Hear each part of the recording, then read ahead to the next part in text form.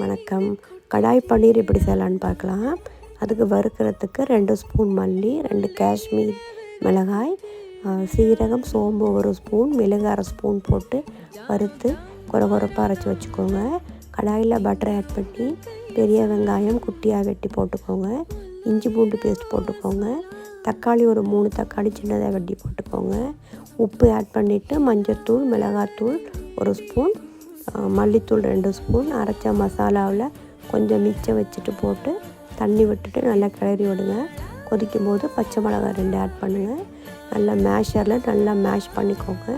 இன்னொரு பாத்திரத்தில் பட்டர் போட்டு அதில் பெரிய வெங்காயம், தக்காளி, குடமிளகாய், பன்னீர் போட்டு அரைச்ச மசாலா மிச்சத்தை அதில் போட்டு உப்பு ஆட் பண்ணி கிளறி விட்டுட்டு அந்த குழம்புல ஆட் பண்ணி கஸ்தூரி மேத்தி போட்டு எடுத்திங்கன்னா டேஸ்டியான கடாய் பன்னீர் ரெடி.